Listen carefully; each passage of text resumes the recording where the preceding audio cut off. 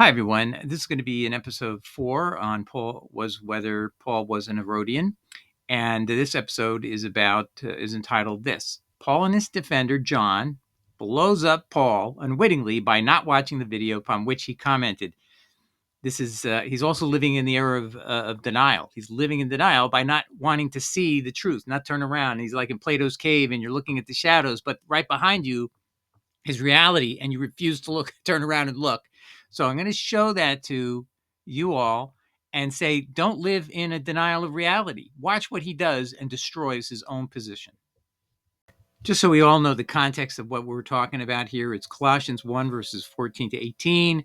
And in this verse, I showed you Greek religion of Zeus and Apollo at Delphi, not in other parts of Greece, at Delphi, proven by a priest at Delphi named Plutarch, famous for writing many biographies, but he also wrote 3 books on his role as the priest at Delphi and what the teachings and doctrines were of the sect of Apollo at Delphi. Okay. And that's key. And if you don't watch the video, you don't know that. And you think you can just look at a regular book on Zeus and Apollo and you know everything. And that's what John did. And he unwittingly blew Paul up because he admits all the things I was saying is what it means in this passage. So let's look at this. Colossians 1, 14 to 18. Now, instead of trying to dispute what I was saying, he's admitted everything and thinks it's Christian theology. And I've proven it's not. It's pagan theology of Zeus and Apollo at Delphi pursuant to a book, 3 books actually, by Plutarch, the priest of Delphi in the early 100s. So let's look at this. Verse 14, Jesus, in whom we have redemption through his blood, even the forgiveness of sins, who is the image of the invisible God, the firstborn of every creature. So who's he born by? He's born by God. He was birthed by God. Well, I'll show you in the video, if you watched it, John, that it said that Zeus gave birth or sired Apollo. So there you have number 1. Boom. Next, 16. For by him were all things created. If you watch the video, John, you would have learned that the sect of Apollo at Delphi have a different view than all other Greeks. That I made a big point of. The other Greeks believed that the creator God was Kronos, creator of all living things in the universe, but not the sect at Delphi. They believed that Apollo was so supreme. He's the god of the sun, after all. The sun creates all things. In reality, it keeps all life sustained here. But that they believed that god of the sun, Apollo, in that sect at Delphi, was the creator of all things on earth, living beings and everything. And I showed that from the writings of Plutarch on screen, John. You didn't watch the video. And you come back at me and you say, oh, Doug, this is Christian theology. No, it isn't. It's pagan theology, John. You didn't read. You didn't watch the video. So this is a lesson on people. Do watch the video. Do not live in denial by not watching the video and then commenting on something you did not watch. That is not appropriate use of anybody's channel. You're just using this as a launching point for you to pontificate. So let's continue to review here. So again, verse 16, for by him, Jesus, were all things created. That is right out of Apollo religion. A son of God who's the creator of all things. The father God, Zeus, only created that son, Apollo. After that, Apollo then creates everything. That is paganism 101. That are in heaven and that are on earth, visible and invisible, whether it be thrones or dominions or principalities or powers, all things were created by him and for him. He is God. He has to be God. You can't have somebody who who is a begotten creature and has all these powers, has to be deemed some sort of God. He was able to create all living things, just like Apollo was God. He created all living things in the religion of Delphi, its version of the Zeus-Apollo myth. Not like all the other people in Greece. They had a different myth. I made that clear in the prior video. But we know firsthand from Plutarch, an actual priest at Delphi, explaining what their doctrines were at Delphi. And that is not just a minor aspect of this religion of Apollo, because that's its dominant version of Apollo. So the minor version was the old version, where Kronos is the creator of heaven and earth. In the Apollo religion, that has faded and is forgotten. And it's now Apollo is the creator of heaven and earth and all living things. Let's continue. And all things were created by him. So Jesus is the creator of everything, just like Apollo is in relation to Zeus. 17, and he is before all things, and by him all things consist. And yes, Apollo is before all things, other than, of course, himself. Exactly identical to Zeus and Apollo in this religion that Plutarch explains in the 100s, unaware. I mean, this is not written in knowledge of anything other than his own religion. Let's continue. 17, and he is before all things, and by him all things consist. And he is the head of the body, the church, who is of the beginning of the firstborn from the dead, and all things he might have preeminence. And so this literally at the end says, this God, Jesus, he clearly has to be a God to be all these creating features, is preeminent. And the only other God mentioned in passing is the invisible God. So he is preeminent over God, the Father, just like Apollo is preeminent over Zeus. This is the same religion. And look at Christianity today. We believe, most of us, that Jesus is God. I've repented of that because I believe what Jesus says is true. In John 17, 1-3, the Father is the only true God. Please read John 17, 1-3 to disabuse yourself of what we've all been trained to believe. But regardless, so he doesn't see that, and that's the point. And then I tied this together with Paul's statements to quoting from a play. Now, the other thing we expose in this play is, according to the religion at Delphi, Plutarch explains that another name for Apollo in their sect is Dionysius.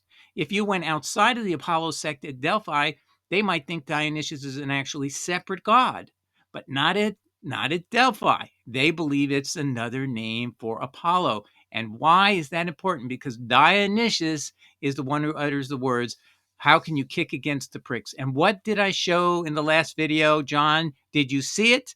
That Paul quotes from the play called Bacchae, and he quotes Dionysius saying to King Pentheus, you cannot kick against the pricks. And that means that Paul was speaking to King Agrippa at the time, and King Herod Agrippa and Festus, who both would have attended theater in that era in Greek. The Romans were very able to go to Greek plays. They would have heard these lines. They would have recognized these lines. These are clearly people who would have been resonating with what Paul is saying, and Paul is giving them a code. In other words, you and I read that, and we don't know anything about it because we're not pagans. But if you were pagan Herod Agrippa and you're pagan Festus, you're going to go, oh, this is. He's saying he meant Dionysius. He's claiming that his God is the God of the sun, Apollo, and his God is somebody who's creator of heaven and earth. It would not shock them that that's what you're claiming, because that's the most popular version of the Apollo religion at this time, even in the time of very clearly at the time that Paul is speaking to them. Okay, so that's what we proved in the last video. And what he did is he walked right into it. So I'm going to show you what he said, and unwittingly unravels his validity of being able to be honestly stand up and say, Doug, I've considered what you said, and this is my position, because he could not possibly have made all the admissions John does without, he couldn't have watched my video and said all the things he said. So I'm going to show you and prove to you that John actually admits all my points, thinking he's refuting me. Okay? This is just amazing stuff. I can't make this stuff up, ladies and gentlemen. 34 minutes ago. Hey, Doug, Colossians 1:15 does not have a connection with the Greek mythology involving Zeus and Apollo. He never proves that, by the way. He just says it. So that is not what we call proof. Just saying something. The biblical passage is part of the New Testament, is a Christian text. Oh, as if I don't know it's in the Christian Bible, but he doesn't know it's a pagan text that speaks about the nature and supremacy of Jesus Christ. Yeah, now he's admitting the key fact that Jesus holds a supreme position over Yahweh in Paul's view, right? And he has preeminence in all things. Jesus does, according to Paul, and he's admitting that, and he's going to also admit more.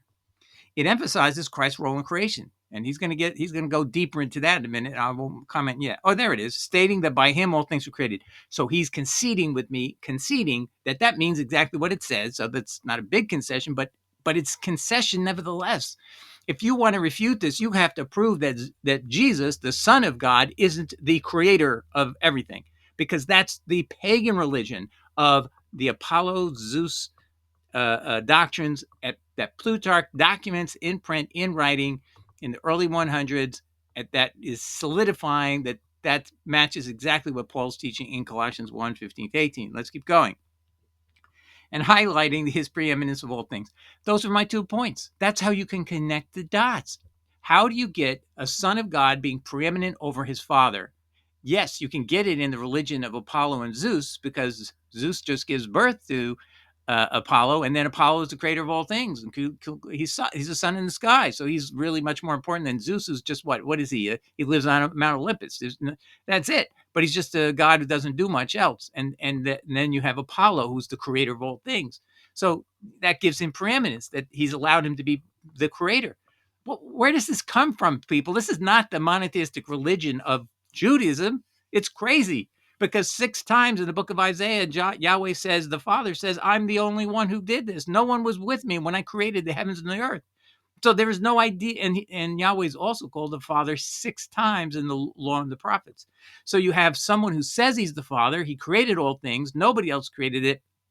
And here in Paul, you have the Father only creates his Son, and the Son is the creator of the heavens and earth, contrary to what God says in the book of Isaiah. But I digress. Let's take a look here. And then he's going to lecture me on this is so funny. He's lecturing me on what the Greek Apollo and Zeus religion is without watching the video. In Greek mythology, Zeus is considered the king of the gods and the ruler of Mount Olympus. Apollo, his son, is associated with various aspects, including the sun, music, prophecy, and healing, but the creation of all things is not a theme associated with Apollo in Greek mythology. I agree, except at Delphi, except the main religion of Apollo. So you're false, you're wrong. And how do we know you're wrong? Because we have an eyewitness. We have Plutarch writing a book on it.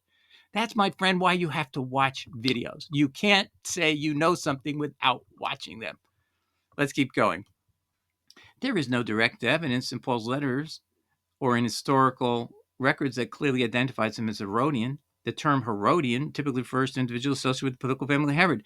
Well, my friend, you haven't watched any of the videos, and you're commenting on them. Well, Romans 13:16, he greets his kinsman, meaning his relative, Herodian, which in Greek means, if you know Greek, it means little Herod. Probably means a son of a Herod. So there's a relative who's a son of one of the Herodian kings, and he's at Rome, and Paul is greeting his kinsman, his relative, little Herod. Okay. And only the Herodians would use this name. It's a way of identifying their family line. You're not allowed to borrow a kingly line and use it as your name. It's not the way things work. So, A, that's proof positive. And 2, just look at Acts 13:1, where he says, Luke does, that Manahem was brought up with Herod the Tetrarch. That's Herod Antipas, the one who sent Jesus back to Pilate. Manahem grew up with Herod the Tetrarch and Saul. And he meant Saul of Tarsus. So there you go. You want proof? It's right there. Who grows up? Who has a kinsman named Little Herod, son of Herod? And who would be a person who grew up with Herod the Tetrarch, the guy who sent Jesus to his crucifixion? I think you can do the math there. Have you watched these videos? I don't think so. Now, I'm going to skip down here. In Colossians 1:15-18, John writes, Jesus is described as the image of the invisible God, the firstborn of all creation. Again, he doesn't realize he's proving my point. He's not denying the word firstborn meant he was born by the God that came before, the Father God. And now he's the firstborn of all creation. Great. Thank you. The passage highlights that all things were created by him and for him. Now he's conceding my points over and over again. This matches Apollo, emphasizing his supremacy and central role in the cosmos. Again, proving my point about the Apollo religion at Delphi. On the other hand, Zeus and Apollo are figures from Greek mythology. Zeus is considered the king of the gods and the ruler of Mount Olympus, and Apollo is associated with various domains, including the sun, music, prophecy, and healing. The biblical passage is part of Christian theology. No, that's the whole question. You're just affirming something, John, without looking at the evidence. That's not how you do it. You watch the video, then you comment. Please, that's the rules of the channel. But I'm glad you made this mistake, because it exposes that Pauline people, what do? They live in denial. They don't have to defend their faith by actually listening to the other point of view at all. They already know everything. And that is what we call foolishness. You cannot assume you know something, particularly when someone is saying, I'm offering you proof. If you've watched any of our videos, what is the one thing you can be guaranteed when you watch my videos?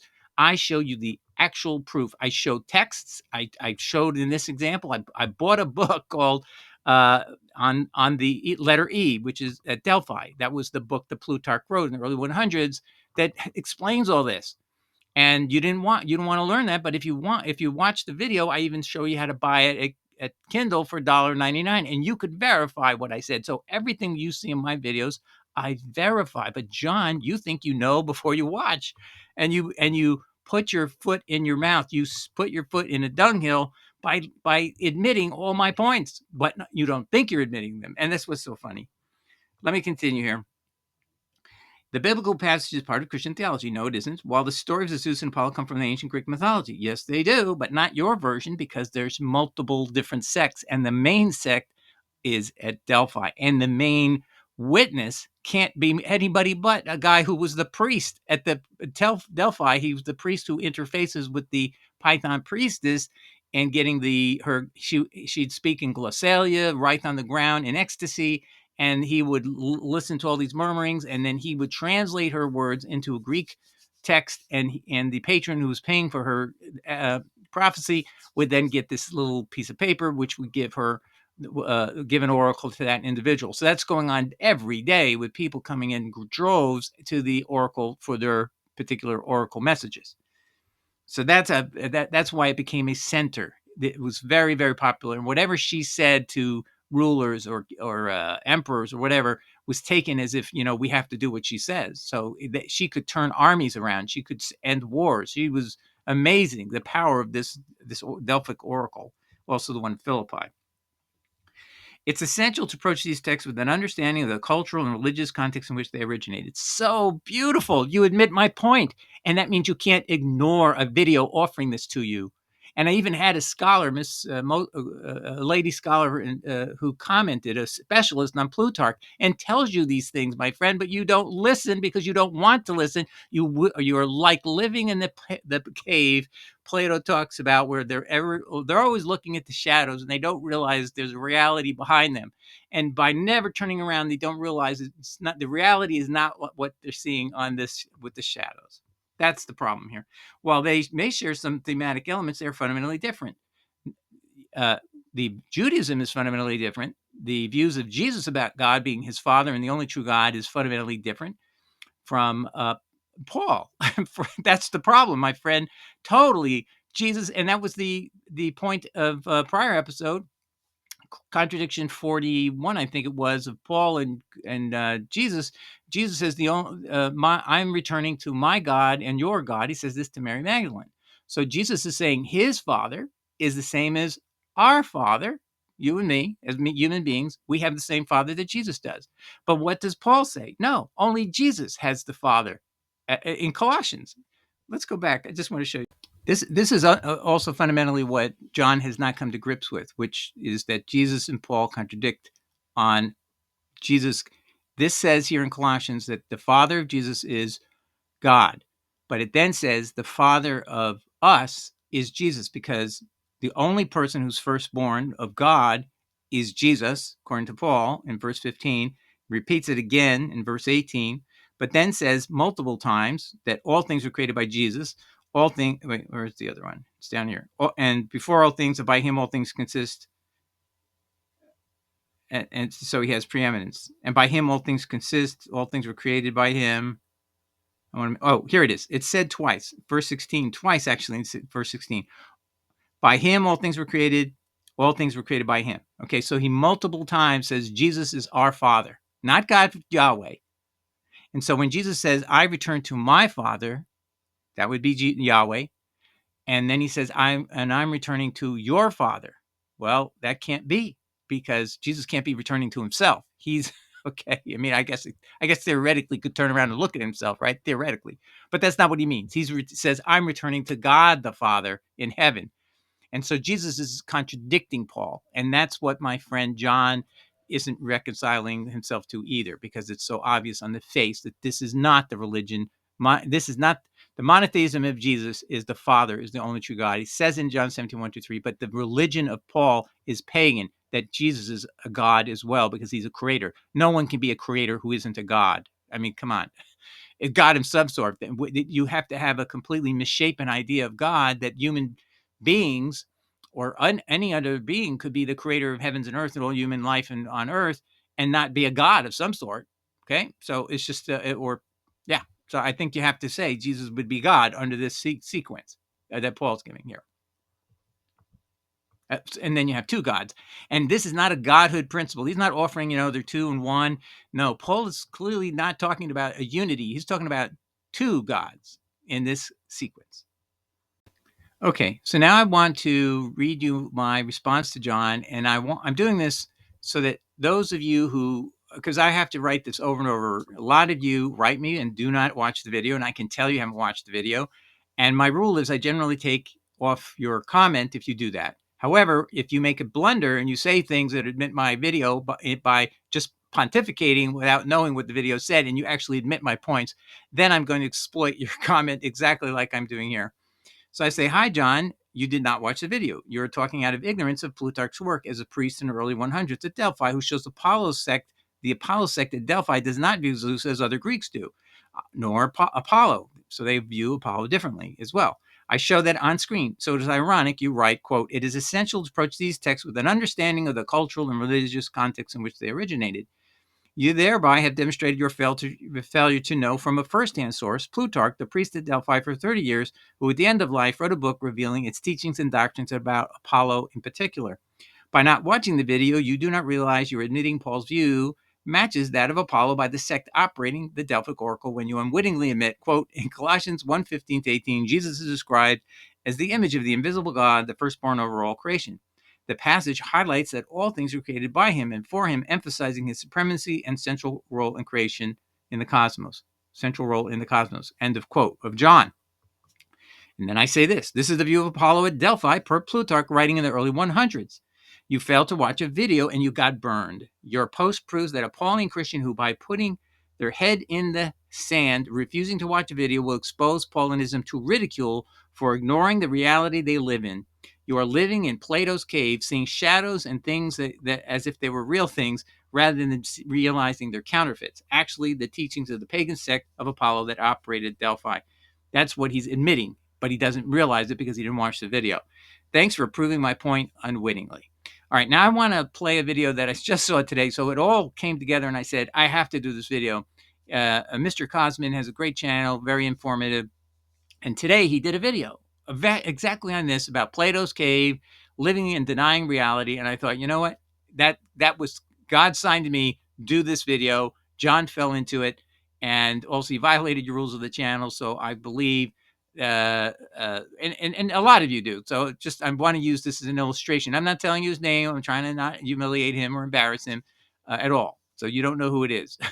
But anyway, so let me play this video for Mr. Cosmin, and hopefully you who are Pauline Christians, listen to this, take it to heart, and realize that when you look at shadows and you don't want to turn around and look at reality, you're denying reality and will only burn you in the end. And in this case, I believe, following Paul and believing in this doctrine of two gods, one supreme as a son over the Father, you have become, oh my gosh, I can't even tell you what God's going to say to you on Judgment Day.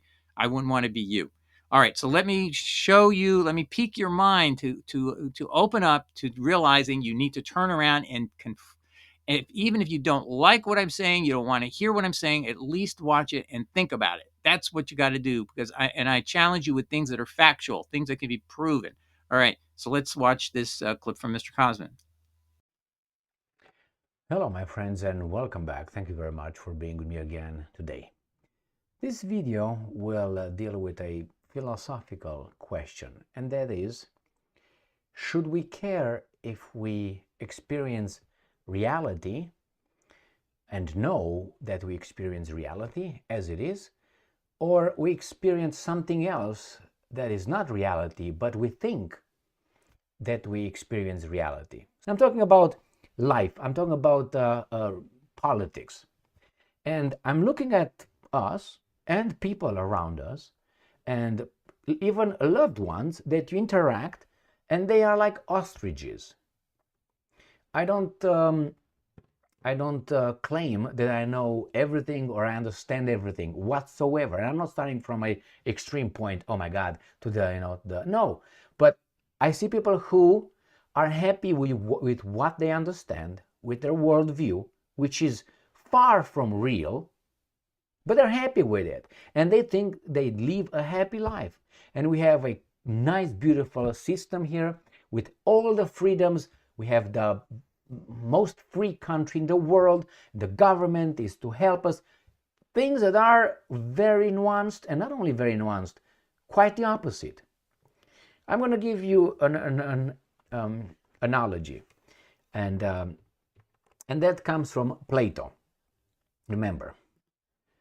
And that comes from, it's called the allegory of the cave, or allegory of the cave. And what's going on over there? I will give you a summary so you understand exactly what I'm talking about with feeling the real thing or not feeling the real thing, but you think is the real thing. So this, the cave allegory of by Plato is in a cave where it's dark, there's a fire, and you have a group of people standing, they are chained and with the heads looking at the wall of the cave. Behind them there's a fire, so all they see is the shadows projected on the wall, on the cave's wall. And in the back, between the fire and them, there are some people running with some forms in shaped like a horse. And when you go around, and when these guys look, they can't turn their head to see the people, they don't know, and they just see the projection of a horse, the way the guy drew it, and doesn't understand that that's a drawn horse by someone else. All he sees, his reality, is a representation created by someone else at his whim. Whatever that guy wants to show you as being, they're going to show you a pig and says that's a horse, but you don't know because you always learn from that guy. So in reality, the pig is the pig, the horse is the horse. But let's say the guy inverted, switched it, and made the pig, the real pig, as the horse, and vice versa. So he goes over there, you see the shadow, because the guy runs with a form, with a, and you see the projection from the fire, and you say, oh, that's a pig. But actually, that's not a pig. That guy says it's a pig.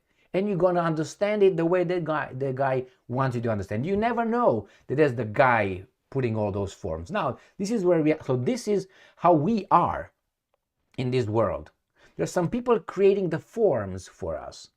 Those little shaped that going to be running with them in front of the fire between our backs and the fire. They're going to run with that, the projection of the fire. We're going to hit that and going to see it on the wall. Oh, that's a horse. That's a this and that. And that's not actually what it is. Why?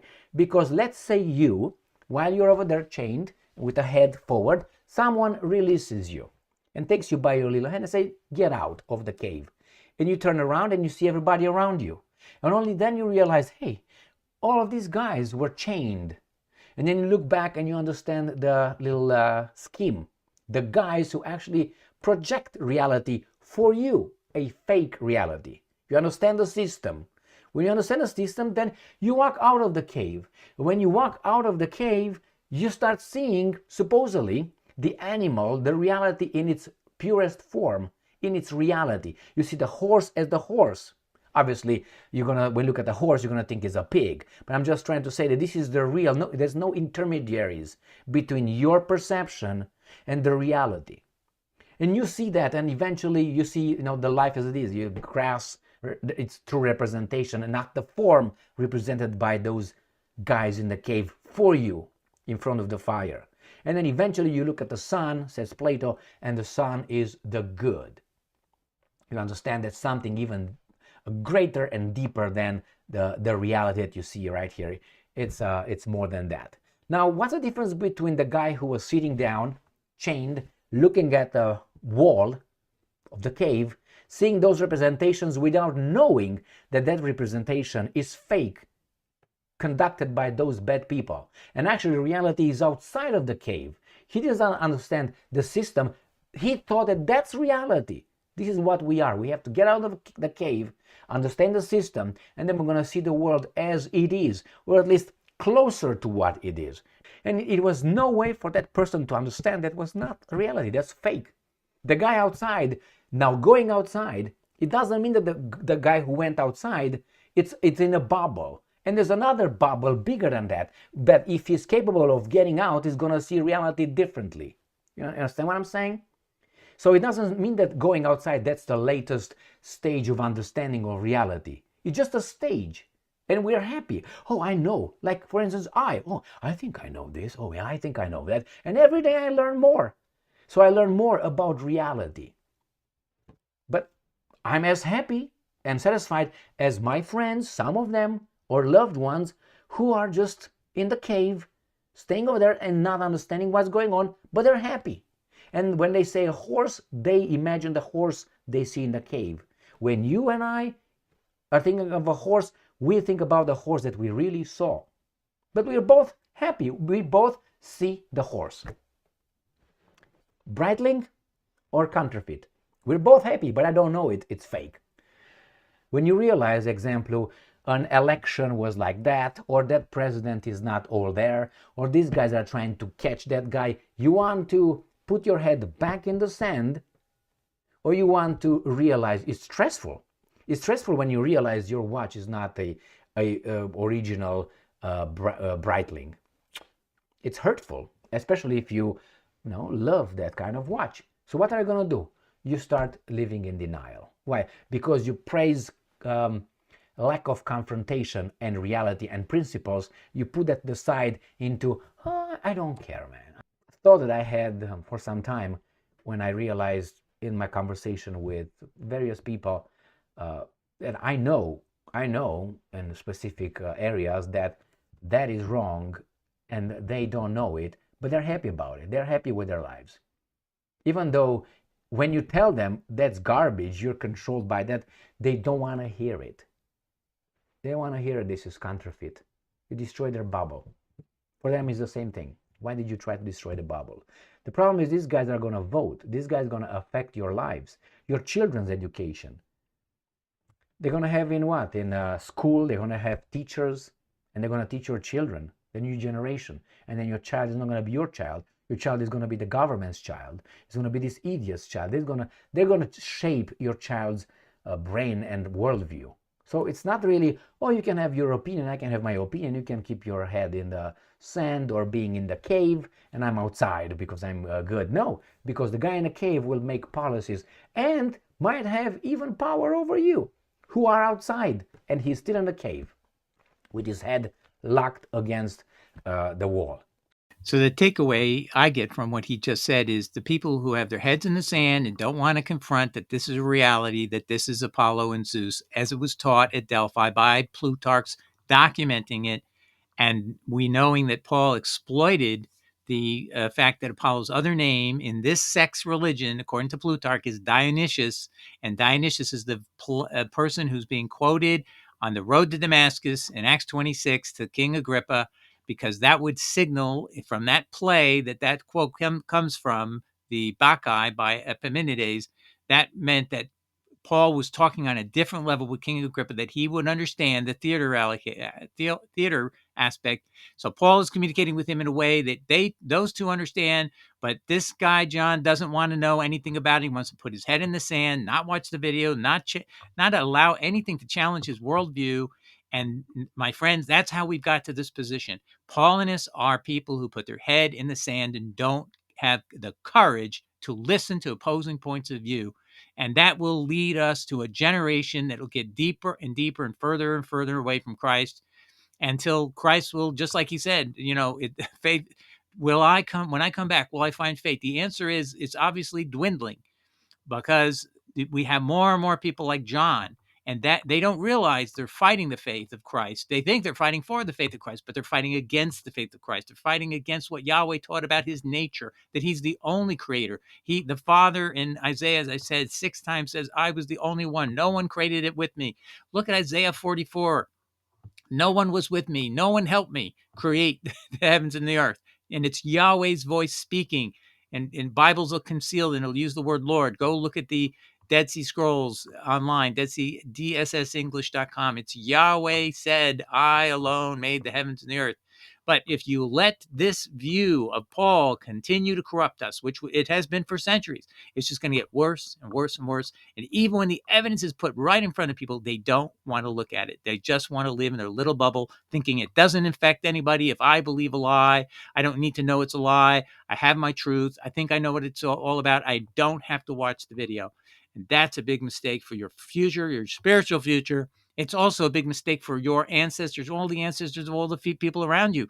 These are people not going to heaven. I'm sorry to tell you the reality. Idolatry is going to send most Christians to hell, because it's idolatry to believe there are two gods and some godhead that was synthesized by a pagan guy at Constantine in 325 AD under force and coercion, which is an absolute fact. 200 people were the only people who voted for it, and 5 resisted, and they were exiled. And they were told they would be exiled, which is a death penalty in those days of Rome, because if you had to go and live out where the tribes are in northern England, you would usually be dead.